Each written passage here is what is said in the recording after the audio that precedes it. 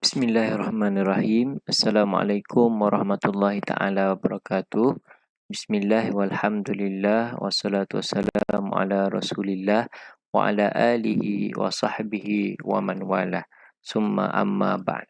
Alhamdulillah, pada pagi ini saya akan berkongsi dengan semua pelajar tentang tajuk baru, iaitu ekstremisme. Ekstremisme ataupun kita kata hmm, pelampauan dalam agama. Okey.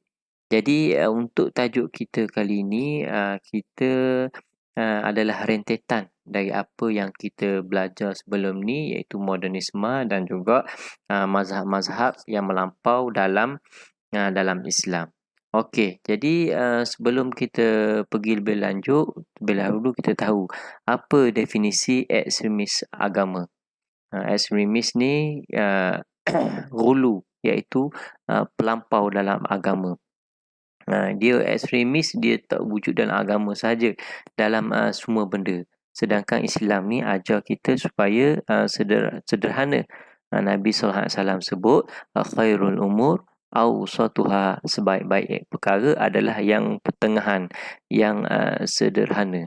Jadi semua benda lah, dalam bab makan pun, dalam bab minum ke, dalam Al-Quran sebut kulu washrabu, makanlah, minumlah, wala tusrifu, tapi jangan kamu melampau, kamu membazir, sederhana. Islam adalah agama yang mementingkan kesederhanaan.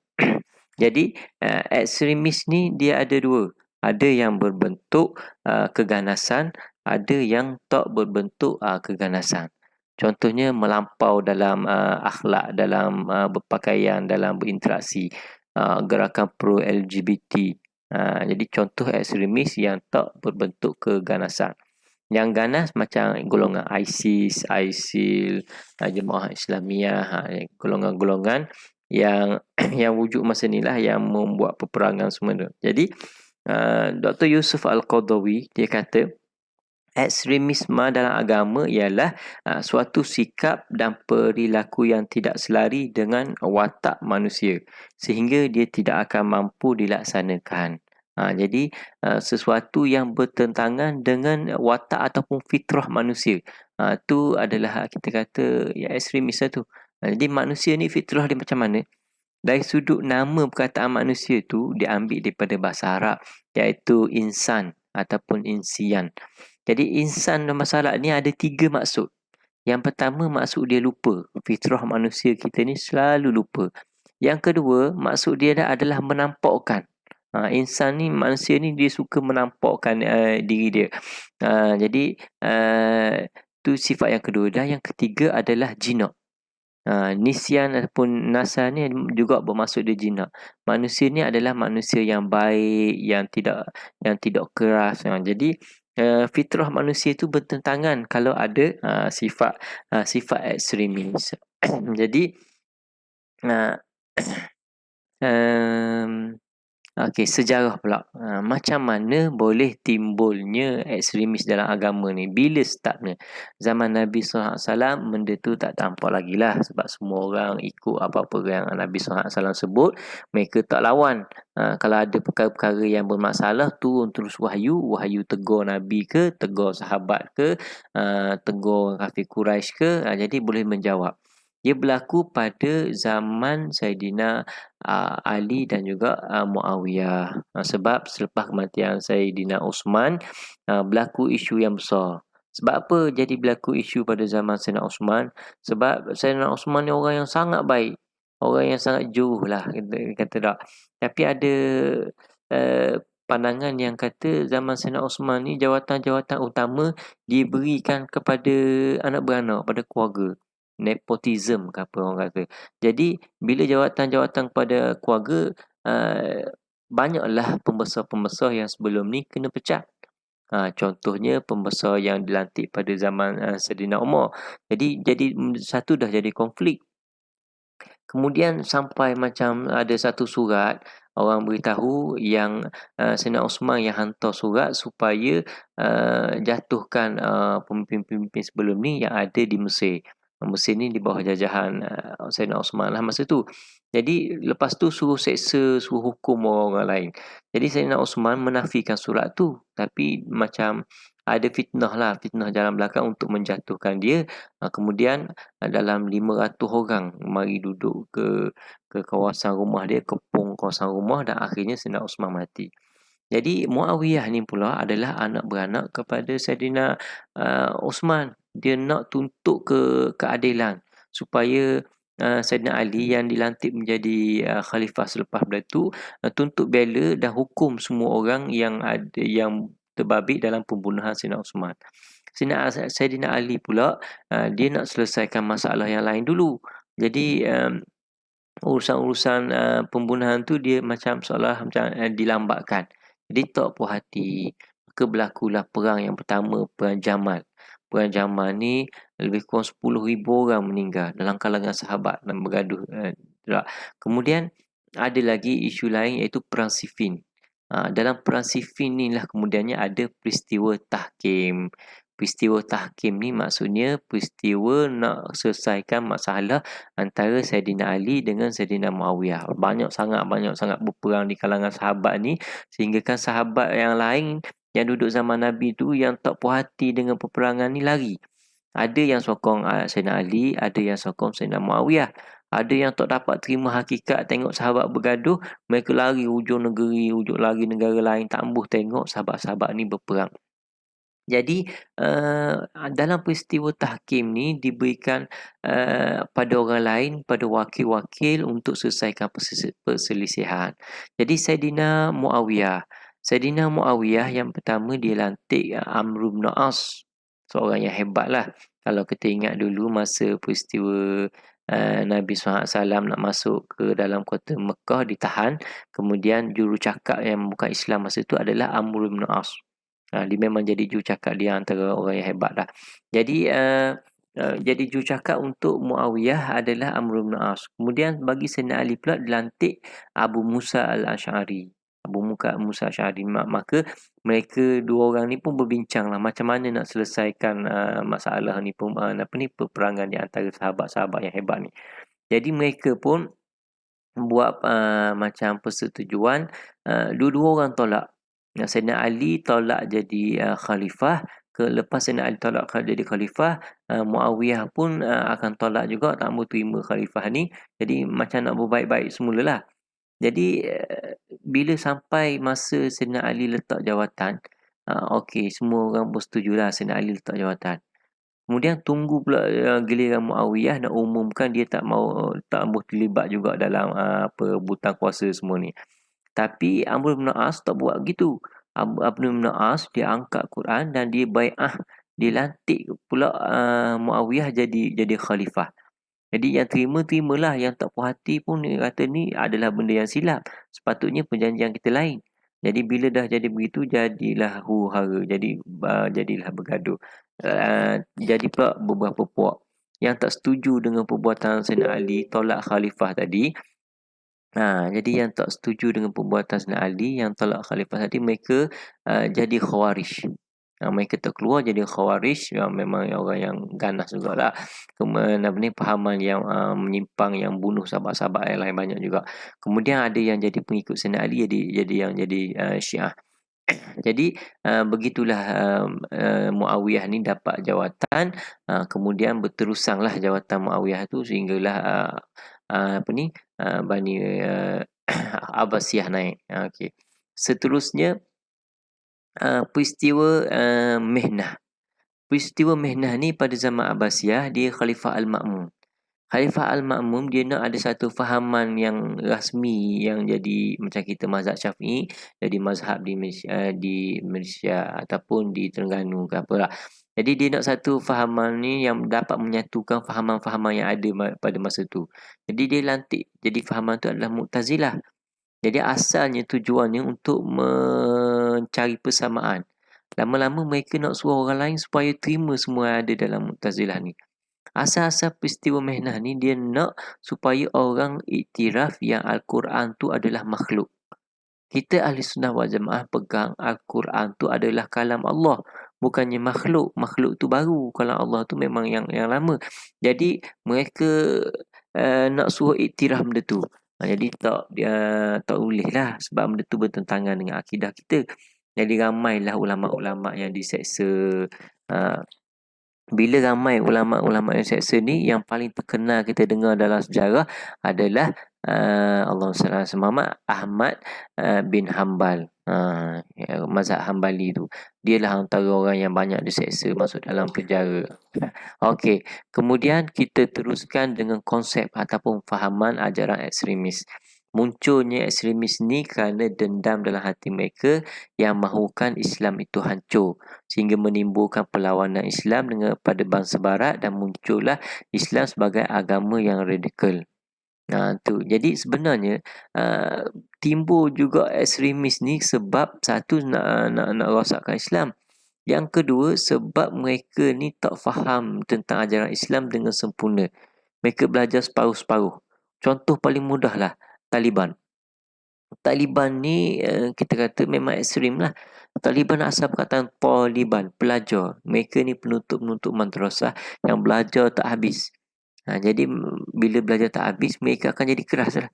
Kita pun kalau belajar satu ilmu, kita belajar tak habis. Oh, kena tutup aurat, kena buat gini lah. Jadi kita tengok orang tak tutup aurat, semua kita nak tegur, nak beri kata-kata yang kesat. Padahal dalam Islam, betul lah benda tu kita kena tegur. Tapi ada cara-cara nak tegur. Kalau dengan mak ayah, tegur dia macam lain. Kalau dengan orang yang tua, lebih usia, cara tegur macam lain. Jadi bila kita belajar tak habis, kita akan jadi orang yang ekstremis dalam semua bidang pun. Jadi antara contoh ekstremis adalah pertama ISIS. Yang dalam di negara Arab disebut Tauhid wal Jihad, Abu Mus'ab Az-Zarqawi. Jadi ISIS ni, Islamic State of Iraq and Syria ni adalah dia ni bergabung dengan Osama bin Laden. Dan dia tubuhnya nama baru iaitu Al-Qaeda pada tahun 2006. Jadi secara umumnya ISIS ni antara pemimpin-pemimpin yang terkenal yang ada kaitan dengan ISIS ni, kita kata Ayman Az-Zawahiri. Biasa dalam media-media selalu sebut nama Ayman Az-Zawahiri. Dia ni berpendapat bahawa ISIS ni dia perlu fokus pada wilayah Iraq sahaja dan tidak diperluaskan sehingga ke wilayah Syria. Tapi masa itulah ada berlaku juga pertentangan di antara Al-Qaeda, ISIS sendiri. Sebab ada juga yang pertempuran sama-sama mereka sendiri. Jadi ISIS ni bahaya dia dikatakan sekarang ni pun ada lebih kurang 1,500 tentera lintas negara. Maksudnya dia hantar wakil-wakil ke negara-negara lain yang orang yang hebat lah untuk menjadi macam perisik. Dan dia tubuhkan agensi-agensi ataupun pemikiran-pemikiran ekstrim ni di negara-negara lain. Contoh di Malaysia kan ada juga dia datang dan juga merekrut orang lain. Contoh keganasan ataupun kerosakan yang dibuat yang oleh ISIS yang pertama adalah wilayah Iraq dan juga Syria. Seterusnya, Jemaah Islamiah. Jemaah Islamiah ni di belah Asia Tenggara kita. Antara isu yang paling popular adalah isu pengeboman di Bali. 202 orang yang meninggal pada tahun 2002-2003. Kemudian ada pula pada tahun 2003 pengeboman di hotel. Masih ingatlah hotel Marriott di Jakarta, 12 orang terbunuh. Jadi ada pula pembunuhan di Australia. Masa ni Jemaah Islamiah ni memang kuat di Indonesia. Dan sekarang ni dia pun dah ada juga. Ada juga di Malaysia. Jadi pada tahun bila? Sekitar tahun 1990-an lagi kata dia dah ada di Indonesia. Kalau kita tengoklah macam Jemaah Islamiah ni, dia boleh merebak, dia masuk ikut mana? Kebanyakannya ikut sekolah agama, ikut pondok, pesantren. Dia kata kan pondok pesantren ni orang belajar agama, orang yang belajar sifat 20, orang belajar akidah ahli sunnah wal jamaah. Macam mana boleh ada juga timbul-timbul idea ni? Macam yang saya sebutkan sebentar tadi, antara punca utamanya adalah mereka belajar satu-satu ilmu, contohnya belajar bab kenegaraan. Belajar macam mana kita ni kena membina negara Islam, kita kena hapuskan ideologi-ideologi kafir. Oh, sekarang ni macam Indonesia ataupun Malaysia guna demokrasi ataupun guna ambil daripada penjajah. Jadi kita kena hapuskan bina negara. Jadi semudah itu mereka membuat keputusan. Jadi kalau kita ulama-ulama kita ni yang belajar ni, akhirnya dia tahu macam mana kalau kita ni berada di sebuah negara, dalam negara tu tak sepenuhnya hukum Islam dijalankan. Bolehkah kita ni nak lawan, nak angkat pedang ke macam mana ke, kita akan belajar benda tu dengan step-step dia. Bila kita belajar tak ikut step, kita akan ni menjadi menyimpang dan kita akan menjadi fahaman kita ni ekstrim. Okey, macam jemaah Islamiah yang kita sebut tadi tu, dia ni sebenarnya berpunca daripada Ikhwanul Muslimin, IM di Mesir. Ikhwanul Muslimin ni gerakan militan ke? Kita kata Ikhwanul Muslimin ni asalnya gerakan dakwah. Tapi bila dah berlaku belajar yang tidak sempurna ataupun ambil idea-idea yang tak betul, menyebabkan mereka ni jadi silap. Okey, seterusnya ideologi Al-Qaeda yang dipimpin oleh Osama bin Laden. Jadi kumpulan ni kita biasa dengar di Afghanistan lah. Afghanistan yang isu dia yang paling ingat sekali peledakan WTC di New York. Tak ada pun kata bukti-bukti yang ni buat, Osama bin Laden yang buat. Tu kita kena ingat. Tapi bila yang propaganda daripada mereka, daripada Yahudi semuanya menyebabkan kerajaan di masa tu dah hancurkan Afghanistan. Jadi kita kata tu antara kesilapan yang cukup besar lah. Seterusnya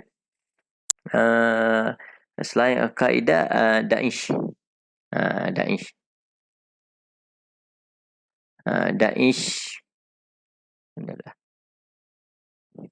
Daesh pula ada juga ISIS. Daesh ni mengamalkan sifat ekstremis dalam agama yang mempunyai ideologi dan fahaman yang berlainan dengan Islam. Okey. Daesh ni juga banyak juga masuk ke negara kita Malaysia melalui pendatang-pendatang ataupun pelancong dan juga pelajar-pelajar yang belajar di negara kita yang asal ni. Contohnya di 2016 serangan buntangan di Puchong Selangor. Jadi ISIS, IS. Jadi ni antara apa yang mereka buat adalah mereka ni menghalalkan nyawa orang Islam. Mereka halalkan nyawa orang Islam. Mereka anggap kalau kita boleh bunuh orang lain, wanita-wanita kita yang ditawan boleh jadi seolah hamba, boleh jadi macam isteri, boleh rogol. Jadi dia halalkan semua benda. Dia buat semua benda tu atas nama agama, benda tu dapat pahala. Tu memang satu benda yang cukup besar lah, yang berbeza daripada fahaman Islam. Jadi sesiapa yang tidak menyertai jihad dalam bentuk yang mereka faham, dikira melakukan dosa besar. Jadi bukan Muslim. Dia boleh halalkan darah orang lain, lepas tu dia boleh sembelih dalam keadaan sembelih orang lain dalam keadaan dia tersenyum dan semula. Sebab mereka rasa perbuatan mereka itu adalah kepuasan yang benar. Mereka juga memusnahkan rumah-rumah ibadat. Padahal haram dalam peperangan ataupun kita merosakkan rumah ibadat, merosakkan kubur, benda tu adalah hukumnya adalah haram. Jadi kesimpulanlah, ekstremis ni beri kesan yang buruk kepada kita Islam dan juga kepada orang bukan Islam. Jadi menyebabkan Islamofobia di negara-negara barat. Mereka ni anggap Islam pengganas. Kelompok orang Islam pengganas. Tak boleh pergi ke masjid. Masjid tu tempat keganasan. Padahal kita kata masjid lah satu-satunya tempat yang aman, satunya tempat yang mengajar orang supaya belajar ikut akidah yang betul. Jadi silap faham masyarakat menyebabkan orang pun takut kepada masjid. Jadi kita rasa kesimpulan daripada semua yang kita buat tu berpunca daripada belajar ilmu agama, tapi belajar tak habis ataupun silap berguru. Jadi itu kesimpulan yang kita boleh ambil dalam perbincangan kita pada hari ini. Wallahu a'lam. Assalamualaikum warahmatullahi wabarakatuh.